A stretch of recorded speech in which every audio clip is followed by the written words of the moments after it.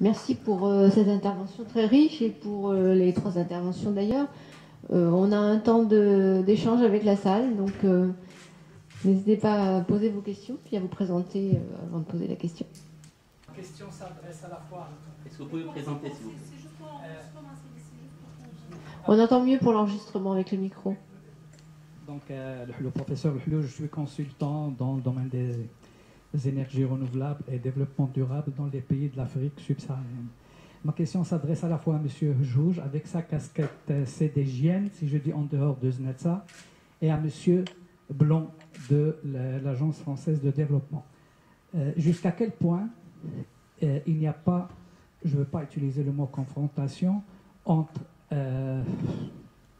lorsque le Maroc a besoin, par exemple, d'investir dans des pays africains. On sait que le Maroc s'est retourné encore une fois vers ses origines, les pays d'Afrique subsaharienne.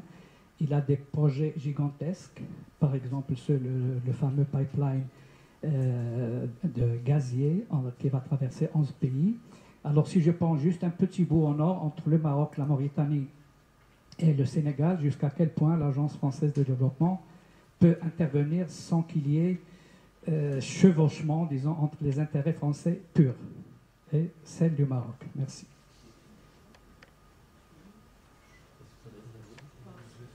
Oh, oui, ou est-ce que... La question ne s'adressait pas à moi, puisque j'ai vu que la question était purement financement français sur le projet. Je ne vois pas la CDG là-dedans. La CDG, elle intervient quand même pour des projets comme ça, non? Pour un projet marocain ou africain subsaharien.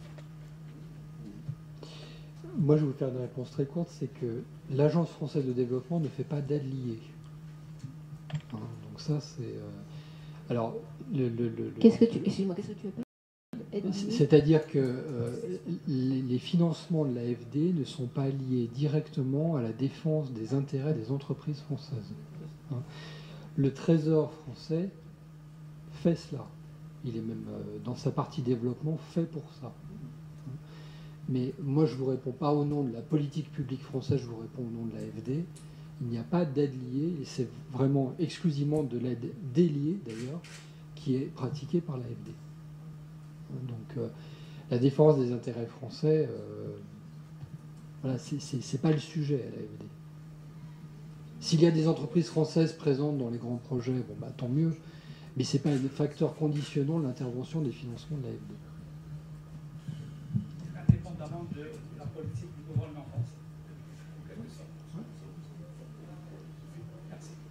Non, sur la partie, je ne peux pas avoir la prétention de parler au nom de la CDG, parce que je n'ai pas ce droit-là, on ne l'a pas donné, mais je vais répondre par rapport à ce qui se dit d'une manière publique, ce qui a été publié par rapport à la stratégie de la CDG. Aujourd'hui, le positionnement de la CDG est très clair par rapport au projet. Aujourd'hui, la CDG voudrait, dans sa stratégie qui commence à être mise en œuvre, travailler sur le cofinancement des projets. Donc aujourd'hui, la CDG interviendrait comme un levier de financement au projet important. Là où il y a de l'intérêt pour la CDG, elle va y aller. Donc aujourd'hui, nous, pour le projet de ZNETSA en particulier, quand on parle d'aller en Afrique, aujourd'hui, c'est pas du tout interdit. Au contraire, c'est même encouragé. Mais, encore une fois, nous sommes la Caisse des dépôts de gestion.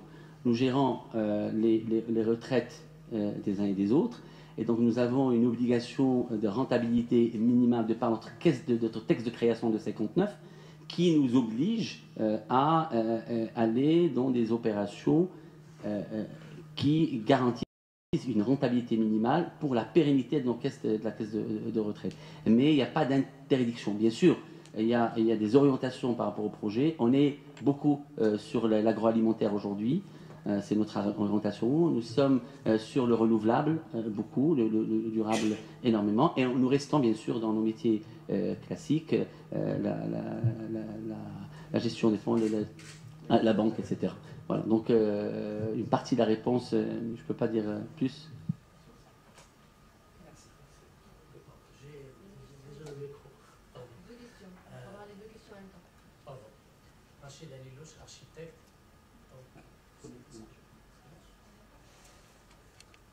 On s'adresse Monsieur le juge, par rapport à cette question de bidonvillois, j'ai noté 50 000 habitants. Est-ce qu'ils se trouvent à l'intérieur de votre assiette ou bien sur les abords de l'assiette? Donc, est-ce que vous avez prévu leur déplacement ou bien les programmes de réinstallation à l'intérieur des 2000 hectares? Et par rapport, si la question, je présume que c'est à l'intérieur de l'assiette, donc quelle est la relation que vous entretenez avec l'environnement du projet, c'est-à-dire tout ce qui est périphérique au projet? Merci.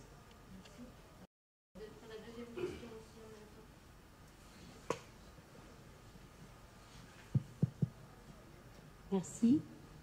Madame Aïcha Ditsouli, je suis professeure à l'Institut agronomique et vétérinaire, mais je suis là surtout en tant qu'écologiste militante écolo. Je suis présidente de l'association Tous pour Rabat Ville Verte. Et donc, j'ai déjà mené beaucoup d'actions dans ce domaine, et notamment dans l'éducation des enfants et la création d'écoles écologiques. Et donc, j'ai des questions par rapport au projet Znata, mais par rapport à tout ce qui a été dit par les différents intervenants, que je remercie pour la qualité des interventions. Vous avez tous parlé de la problématique du foncier par rapport à une ville durable ou inclusive. Un problème de... Oui. Alors par rapport au foncier, je ne sais pas, il y a une problématique qui circule actuellement. Il y a un problème concernant le foncier, puisqu'il y a une loi au Maroc, apparemment, qui dit que si un propriétaire ne s'avise pas si son territoire lui appartient toujours au bout de 4 ans, il le perd. Quelle est la place de cette problématique dans ce genre de projet? Deuxième élément, il est très important pour réussir, et vous l'avez dit, des projets écologiques comme cela, qu'il y ait formation notamment des élus. Est-ce que ce volet-là a été pris en considération? Car ils sont partenaires dans ces projets. Et puis par rapport maintenant à l'éducation, puisque vous avez parlé de l'éducation dans le projet Expo-Cité de Znata, est-ce que vous avez pensé en même temps dans l'aménagement des écoles? Certainement il y aura construction d'écoles. Est-ce que vous avez pensé à la création d'écoles écologiques? Parce que la meilleure façon d'instaurer et d'inculquer les valeurs écologiques et de développement durable serait de les instaurer à travers l'école et à travers des modèles d'écoles écologiques. Voilà. Merci. Merci beaucoup. Comme les questions s'adressent à l'ensemble des intervenants, je propose qu'on y réponde un par un dans l'ordre d'intervention. Jean-Jacques?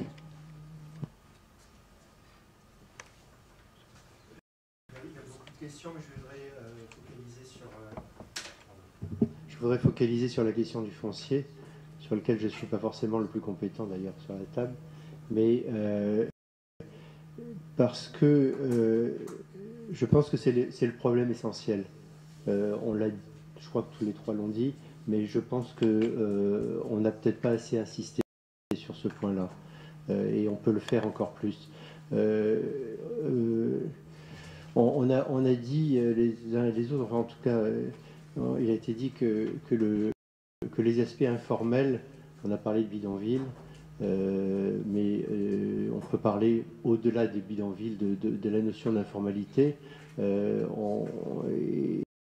devenu un phénomène urbain majeur.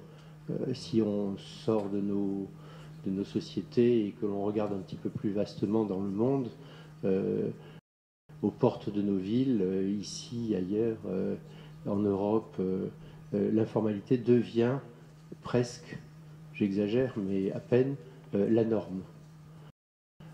Et en tout cas, c'est là que se trouve peut-être un certain nombre de sources d'innovation possibles. Or, qu'est-ce qui fait l'informalité? Qu'est-ce qui fait le ferment de l'informalité? C'est le foncier ou c'est l'absence de foncier.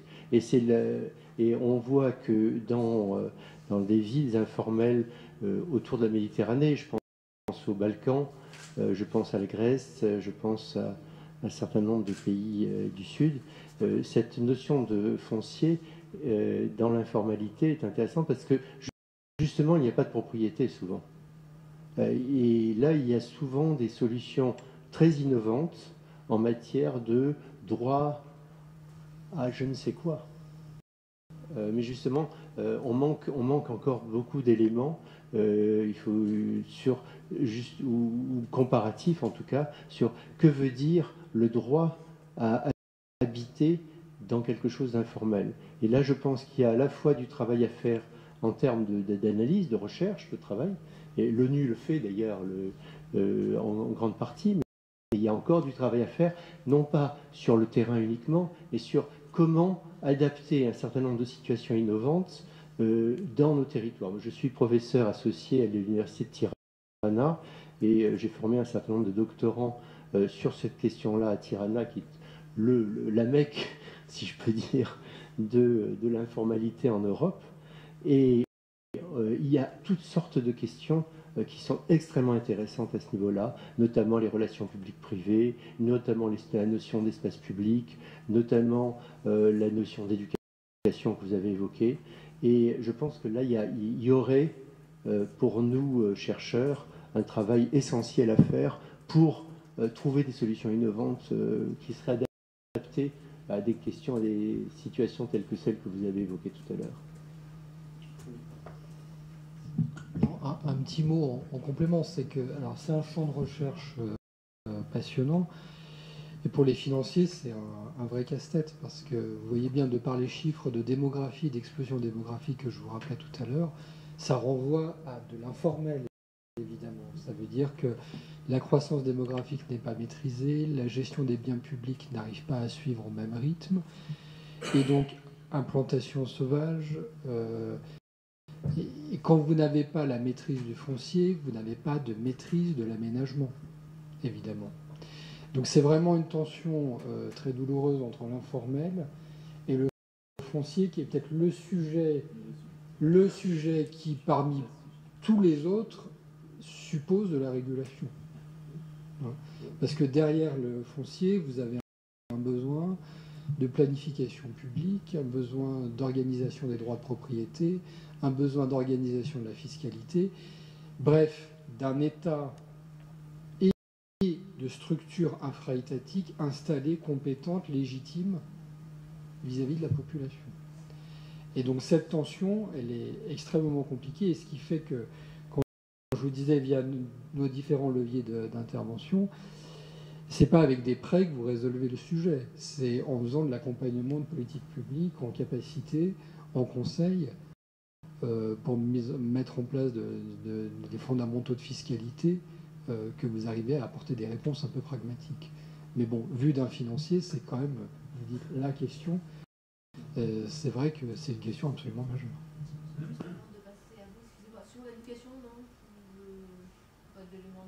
L'éducation, en fait, c'est le sujet. Alors, il y a l'éducation des enfants, voilà. L'éducation des enfants, donc vous avez pu voir via les chiffres combien nous sommes impliqués sur ces sujets-là. Et puis, au-delà de l'éducation, il y a la question de la formation.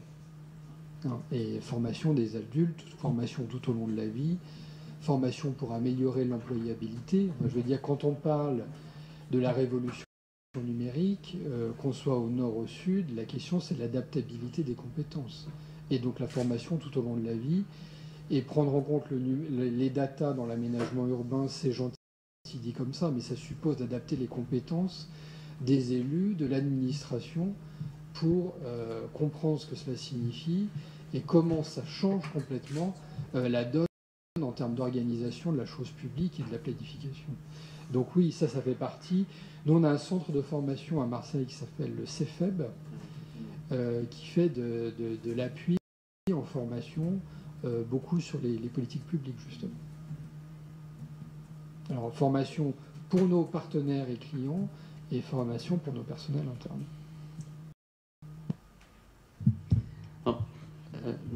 Je vais rester sur la question foncière avant de répondre aux autres questions pour être dans la continuité. Alors,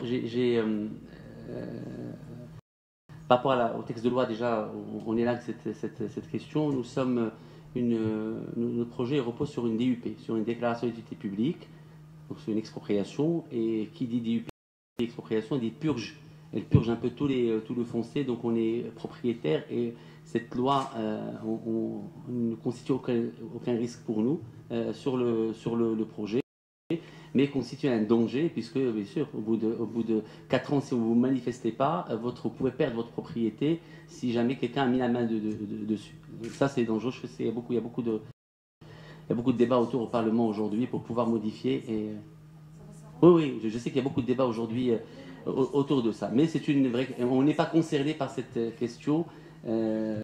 Soyez-en rassurés. Mais je voudrais quand même revenir à mon premier slide dans lequel j'ai mis un chiffre de 75% de villes ou 25% de villes versus 25 réussies. Et j'avais expliqué que l'échec des villes nouvelles de par le monde où le tronc commun d'échec vient de deux raisons essentielles. La première raison, le foncier, et la seconde, l'accessibilité mobilité. Et donc aujourd'hui, quand on prend un projet comme...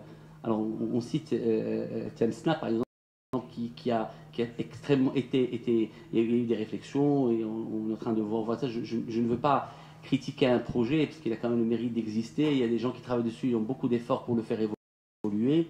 Mais justement, on est parti chercher un terrain qui est presque pas occupé, loin, et on s'est dit, voilà une opportunité foncière, on va construire une ville, mais on n'a pas réfléchi au modèle économique entier, l'accessibilité, etc., les équipements, etc. Et donc aujourd'hui, toute la difficulté que nous avons eue au départ au sein de Zneta était une difficulté foncière. Mais nous l'avons attaquée d'une manière très intelligente et durable et constructive. Et c'est une expropriation, certes, qui est l'expropriation dit arrachement quelque part, mais l'utilité publique, de par le monde, l'urbanisation d'un territoire, est expliquée dans le monde entier par l'utilité publique. Et nous avons donc construit un modèle d'expropriation innovant qui a reposé sur le multicritère pour pouvoir donner à chaque parcelle du territoire. On a quelque chose comme 770 parcelles, titres fonciers, quelque chose comme 10 000 propriétaires, avec les héritiers, etc. Donc on a eu des batailles extrêmement intéressantes, mais les premières batailles étaient les plus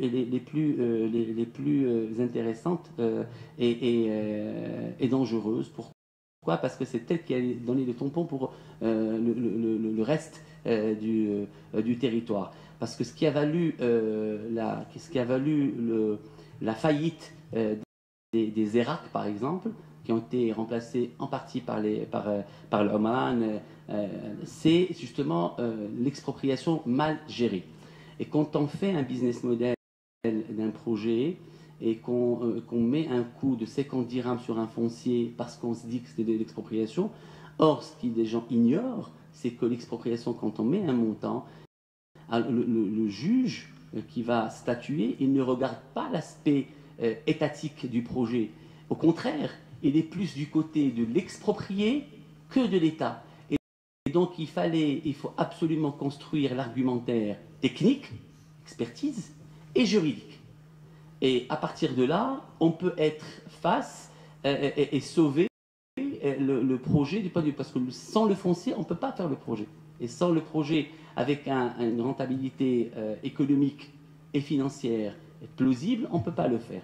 Et donc, le foncier est une question indispensable. Et aujourd'hui, on peut tous se féliciter au sein du groupe de la CDG, parce qu'il n'y a pas, avant moi, sur le projet, il y avait d'autres personnes qui ont travaillé sur la question foncière. Et on peut se féliciter d'avoir, de partir d'un montant X et arriver à un montant Y du foncier qui a gardé quand même une logique financière et économique de tout le projet de Zneta, mais c'est un travail d'acharnement et de suivi énorme sur le terrain. La question des bidonvilles, justement, ce qui a valu aussi la mise en place d'une paix sociale aujourd'hui que nous vivons sur Zneta. Comme j'ai expliqué, on a le plan d'action de réinstallation, le PAC, ce document qu'on a upgradé jusqu'à arriver à la norme de la Banque mondiale, c'est que nous avons raisonné inclusion dès le départ. Dès le départ. Et on s'est dit, le bidonville ce n'est pas la personne à mettre en dehors du territoire, c'est la personne que nous avons appelée, que j'ai appelée le premier habitant de Zneta. Et aujourd'hui, la CDG, et je dis bien la CDG parce que la décision ne m'est pas revenue, c'était une proposition, mais nous avons un conseil stratégique au sein de la CDG, et la CDG, dans sa vision sociale du projet et inclusive du projet, a décidé non seulement d'inclure ces bidonvilles dans le projet de Zneta, mais plus que ça. Alors nous avons offert à ces ménages bidonvillois les alternatives. Nous avons offert d'abord l'appartement et le lot. Et on a dit à ces ménages, celui qui veut aller à l'appartement, il va subventionner. Tout ça, on le fait, bien sûr, rappelez-vous, l'éco-conception, top-down, top, c'est les politiques de l'État. On est parti de la politique de l'État qui évite son bidonville. On n'a pas recréé la roue, et toutes les subventions qui sont données sont le cadre dans la loi et dans le cadre de l'État.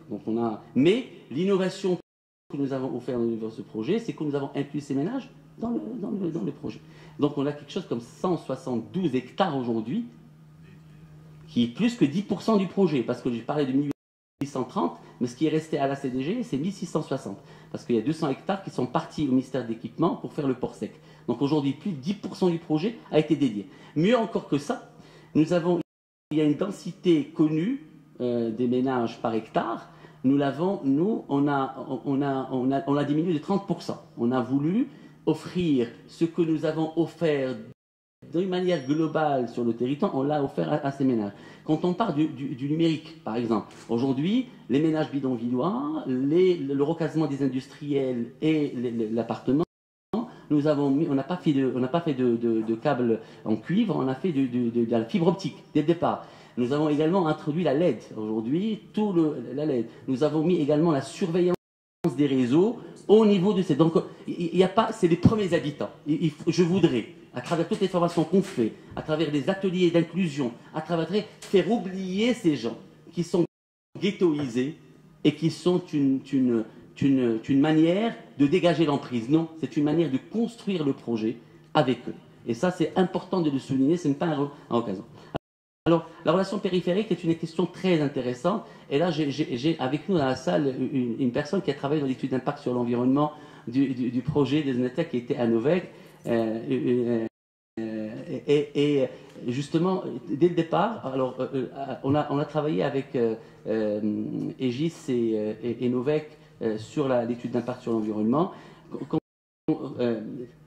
C'est parmi les premières études que nous avons faites. Et le montant de l'étude, je ne vais pas le révéler, mais le montant de l'étude a choqué certaines personnes, même au sein de la CDG au départ, parce que justement, on n'a pas circonscrit l'étude sur le territoire. On a travaillé sur toute la zone d'influence du territoire à travers l'étude d'impact sur l'environnement. Et ce qui nous a valu justement l'appui de l'AFD, de la BUI et même de la FIV, c'est cette étude d'impact. Moi, je viens d'un domaine, l'infrastructure, j'ai passé 15 ans aux autoroutes. Et je suis passé par une triste expérience, qui est un financement de l'autoroute, une partie de l'autoroute du Nord, où on s'est vu exclure d'un financement BUI parce que nous avons réduit l'étude d'impact sur l'environnement par rapport à des zones de migration d'oiseaux qui nous paraissaient, moi, jeune ingénieur, paraissaient vraiment anodins, à la rigueur, qu'est-ce qu'on s'en fout, excusez le terme, mais c'est très bien, au contraire, ça a rallongé de 13 km l'autoroute, parce qu'on devait contourner le Marja Zarqa, qui est une marja connue au niveau de Moulay Bouslhan, parce qu'il y avait le flamant rose, il y avait les routas, enfin une autre espèce d'oiseau qui habitait là. Et depuis, l'extrapolation, financement, ce projet de cette taille, estimé à 20 milliards de dirhams, 2 milliards d'euros, au départ, ne pouvait pas être financé uniquement par la CDG, il fallait absolument réfléchir à d'autres alternatives de financement, et tout de suite, il fallait penser à concevoir, au niveau du projet, et dès le départ, des choses qui parlent aux bailleurs de fonds et les sensibilisent aux questions du financement. La formation des élus, oui, excellente question. On travaille beaucoup avec les DGCL sur ces questions-là, mais pas sur tous les sujets. C'est un sujet vaste. nous travaillons sur deux sujets importants. Un sujet qui a été soigné par Mounira hier sur la gouvernance, où on est en train de faire des espaces verts de 30%, qui va les gérer? On est en train de faire des parcs thématiques, qui va les gérer? On est en train de parler de réseaux numériques, et puis qui va les gérer? On parle de déchets. On a deux sujets, la gestion et puis aussi le déchet. Voilà, le déchet, c'est un sujet. Ces deux sujets, on travaille avec des échelles dessus, sur des modèles. On se fait accompagner par les experts. Ces sujets sont financés par des dons, subventions données par la FIV. On a dédié quelque chose comme 1,5 million d'euros pour ces études-là. Et aujourd'hui, la DGCL, si vous le savez ou pas, ils sont en train de travailler sur la loi sur la collectivité locale et la refonte des textes législatifs qui peut-être, grâce ou avec nous, ou peut-être avec un petit embryon, un petit soupçon d'apport, où nous pouvons donner notre idée, surtout sur la fiscalité locale. C'est parce que tout est question d'argent. Et aujourd'hui, la fiscalité locale peut être un influenceur majeur dans la gestion urbaine. La formation des élus est très importante.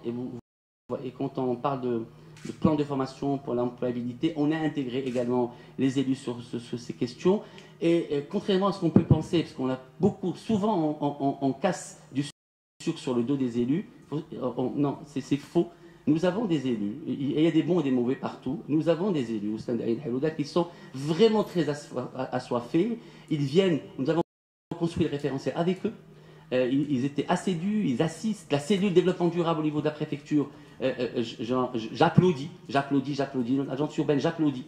Ils sont impliqués, ils viennent, ils répondent, ils sont impliqués. Ils voyagent, on a beaucoup de voyages avec eux, on a fait des voyages avec eux thématiques. Medellin, ils nous ont accompagnés, ils étaient avec nous.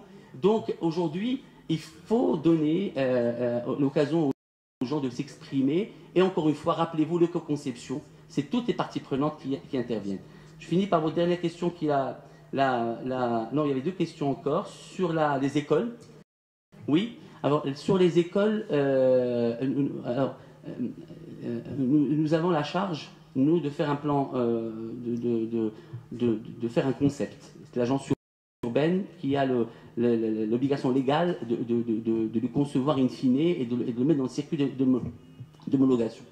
Ce plan d'aménagement, il est régi par un texte de loi et bien sûr par une densité d'équipements qui sont décidés par l'agence urbaine suivant une grille du Grand Casablanca, pour citer que Casablanca.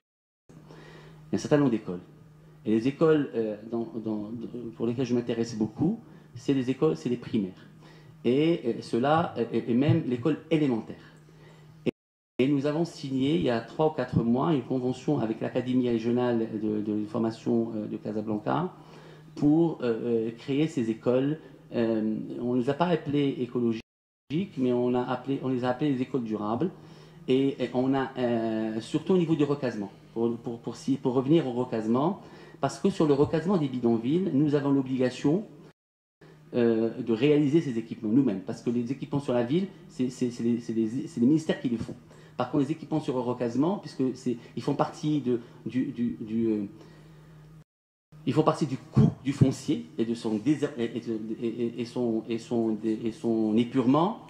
Les équipements sur le recasement, c'est nous qui les faisons. Et donc, nous avons le loisir avec le ministère de l'Éducation, qui nous aide, parce qu'il va les équiper, etc., de construire des écoles durables. Alors, comment? D'abord, les espaces communs qui sont créés. 2, par rapport à la ventilation des classes. Rappelez-vous, dans les écoles, même les écoles privées auxquelles moi-même j'ai fait dans le passé, on avait, rappelez-vous, au fond de la classe, il y avait une sorte de puits au fond de la classe à gauche, quand vous êtes assis, à l'opposé des fenêtres. Et ça, il était toujours lié à une cheminée et il y a un puits profond qui permet la ventilation. Et ramener ce qu'on appelle les puits canadiens, il y avait ça dans les écoles marocaines anciennes au Maroc. Et aujourd'hui, on les a remis. Alors on a placé le chauffe-eau solaire. On a mieux orienté les classes pour qu'ils ne soient pas tous nord, au moins pour qu'ils soient réchauffé. On a également instauré toute la partie rampe d'accès au niveau de toutes les plateformes des classes pour que l'étudiant ou même l'enseignant à mobilité réduite peut intervenir. Et nous avons, et ça j'en suis extrêmement fier, nous avons placé des classes élémentaires de 3 ans à 6 ans au niveau de... tout équipé, c'est-à-dire qu'ils vont être équipés par le ministère de l'Éducation nationale, nous on les construit, c'est des grandes classes équipées par des sanitaires dans la classe, avec des hauteurs conformes aux normes internationales par rapport à l'enfant. Le support par terre, il est fait, la hauteur des fenêtres, la hauteur des tableaux, le numérique dès le départ. On a essayé ça, on n'équipe pas, ce n'est pas notre vocation, on construit. Maintenant, si vous avez d'autres suggestions à nous faire, marhaba, welcome. J'en ai parlé, école d'ingénieurs, le pôle éducation, nous installons une des filières, c'est l'ingénierie, et les arts et métiers installent son 9e campus au Maroc, et ce n'est pas concrètement aux écoles françaises installées au Maroc, ce n'est pas un diplôme marocain reconnu par l'État français, mais c'est l'inverse, c'est l'école française reconnue par l'État marocain. Donc un élève, un étudiant au campus de Zneta, il y a 8 campus en France, il peut aller en 2e année à n'importe quel campus en France. Et ça sera le campus le plus évolué des arts et métiers. Il prendra la politique de Macron aujourd'hui, qui est l'industrie du futur. On travaille beaucoup avec la FD sur ça et son financement.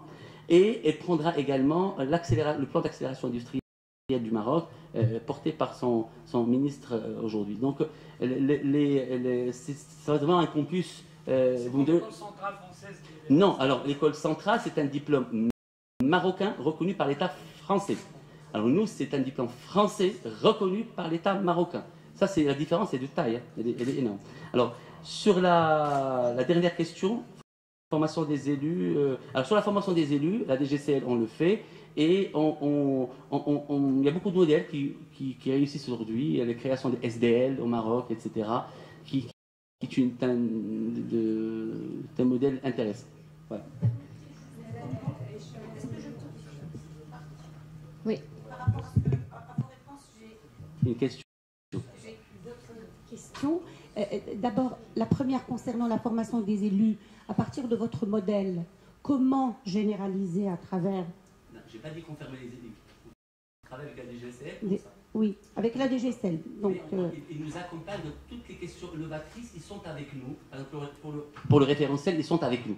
Ils l'ont conçu avec nous, ils l'ont absorbé d'une manière très facile. C'est-à-dire que ce n'est pas nous qui leur imposons. Mais on ne peut pas prétendre dire qu'on fait de la formation aux élus. Par contre, si on doit, c'est pas parce que c'est pas notre vocation de le faire. La DGCL, elle va le faire, elle doit le faire et elle le fait déjà. Maintenant, nous pouvons être un projet pilote, nous pouvons être un projet sans prétention, bien entendu, sans prétention, loin de moi, un projet qui peut être, aujourd'hui, c'est nous qui avons approché la DGCL, elle a dit oui, et au contraire, elle veut nous accompagner dans cette réalité. Deuxième point, s'il vous plaît, par rapport au foncier toujours, quand vous parlez de l'expropriation, alors quand on est dans le modèle développement durable, économique, social et écologique, donc l'intégration sociale, la paix sociale, etc., est-ce que vous ne pensez pas que quand vous dites expropriation en imposant un prix au territoire d'un propriétaire, n'est-ce pas une injustice quelque part et un problème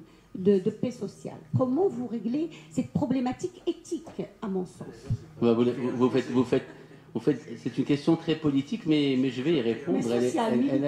La réponse est très simple. L'urbanisation d'un territoire, c'est d'utilité publique. Ça, c'est dans le monde entier. L'Angleterre, la France, l'Italie, le Canada, les pays d'Asie, etc. L'expropriation est utilité publique. Quand nous avons exproprié, d'abord l'expropriation n'est pas portée par nous, l'expropriation est portée par le ministère des Finances, par la direction des domaines.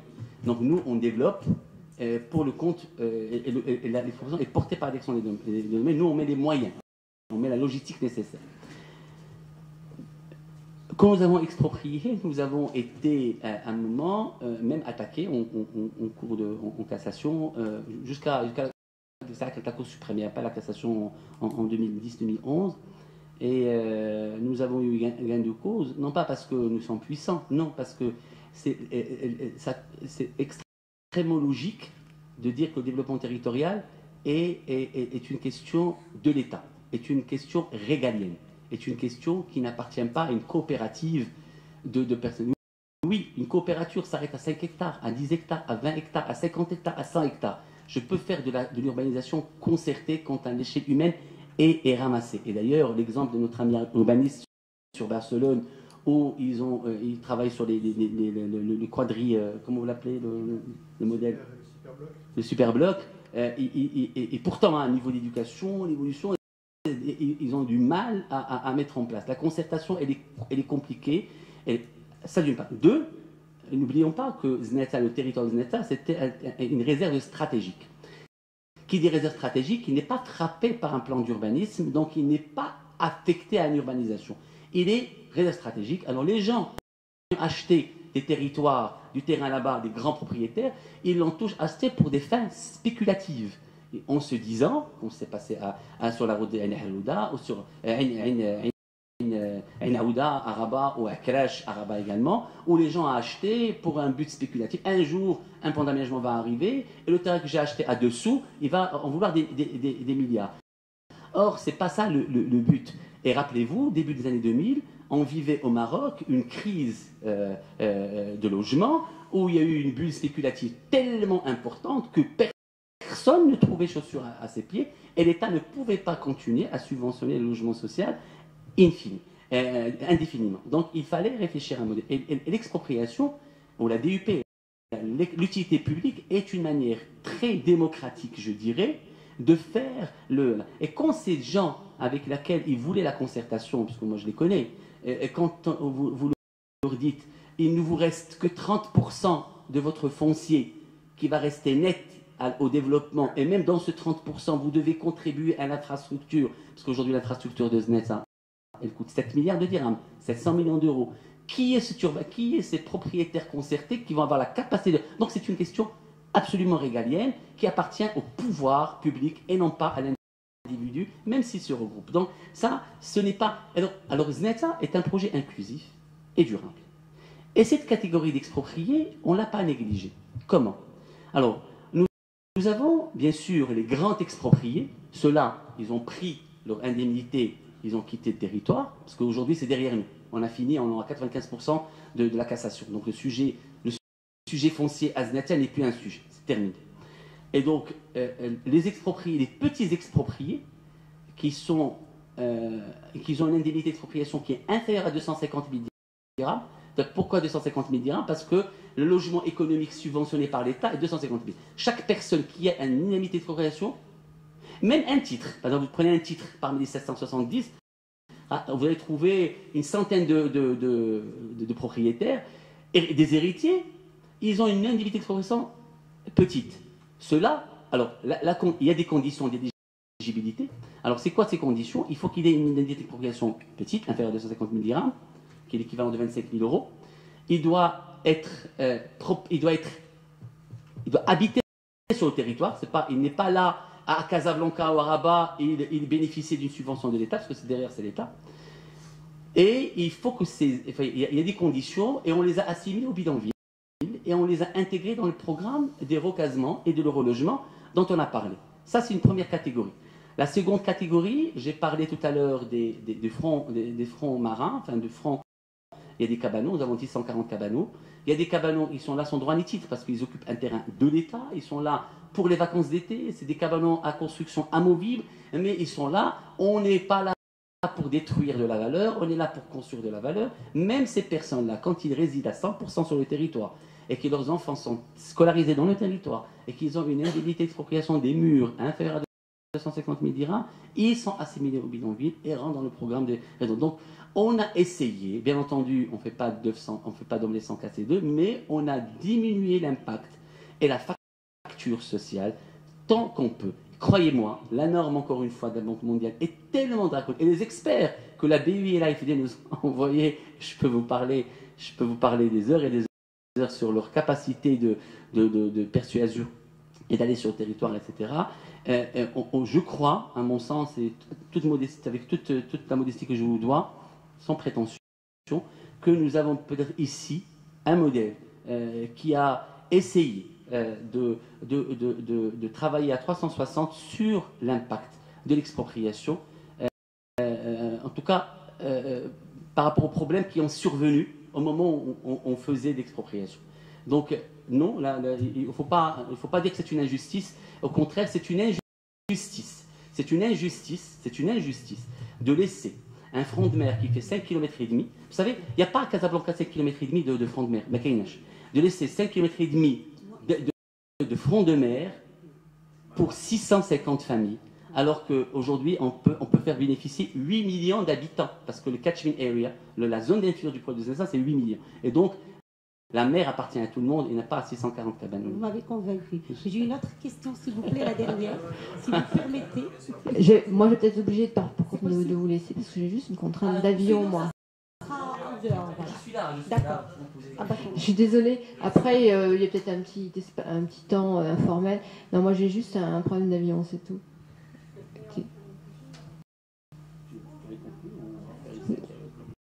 Non, mais on arrête les questions là ou... Vous avez un avion à quelle heure? Bon, en fait, j'ai un peu de temps, mais j'ai une réservation de voiture. Très bien. C'est vous la modératrice. On continue, là, il y a un pro. Je suis là. Qu'est-ce que tu décides de mourir?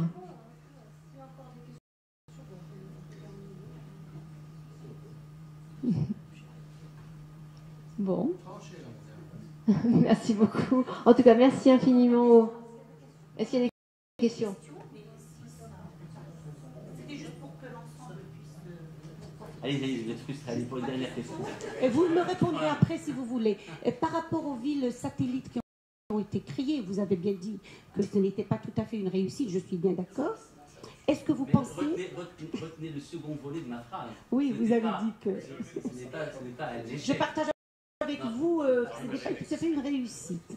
Enfin, dans le sens où ma question serait, est-ce que vous pensez à partir du modèle de Zenata, qui est très bien, je vous en félicite, est-ce qu'on pourrait repenser ces villes satellites existantes pour les améliorer? Voilà. Évidemment. Et c'est